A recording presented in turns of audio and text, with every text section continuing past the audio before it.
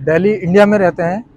Delhi India में एक इलाका है जाफराबाद, जाफराबाद के पास एक इलाका है गौतमपुरी, वहाँ हम रहते हैं। हम असल में जुल्म के बहुत ज़्यादा सताए हुए हैं, मुसलमानों पर तरह तरह के जुल्म किए जा रहे हैं। तो हम यही फैसला कर चुके हैं कि भाई यहाँ ना रुक करके, ये खुद ही कह रहे हैं कि यहाँ से तुम पाकिस्तान चले जाओ।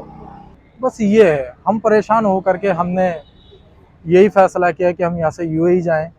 यूएई से हम अफ़गानिस्तान एम्बेसी जाएं। अफ़गानिस्तान की एम्बेसी से हमने एक वीज़ा लिया।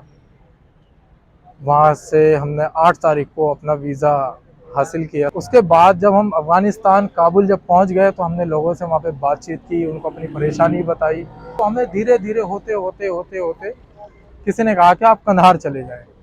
फिर हम कंधार गए। कंधार जाने के बाद हमने वहाँ पे फिर इसी तरीके से लोगों से पूछा, सारी चीज़ें बताई। तो उन्होंने कहा कि आप एक काम करें, स्पिन बुलदक चले जाएं। स्पिन बुलदक पे हमें एक एजेंट मिले, उन्होंने हमें बॉर्डर पार कराया बाकायदा।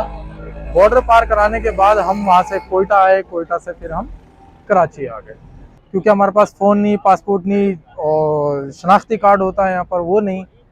तो हम डायरेक्ट चले गए आईजी साहब के पास, अपना बाकायदा सामान डॉक्यूमेंट्स ले करके गए थे।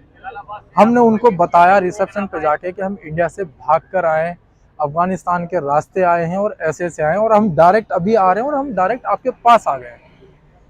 तो रिसेप्शन से हमें एक जवाब मिला कि हम कुछ नहीं कर सकते और आप देख लें, अगर आपको कोई जगह दे देता है तो आप रह लें जहाँ पे। हमें जब ऊपर से ऑर्डर होगा तो हम आपको अरेस्ट करेंगे, उसके बाद हम आपको डिपोर्ट करेंगे।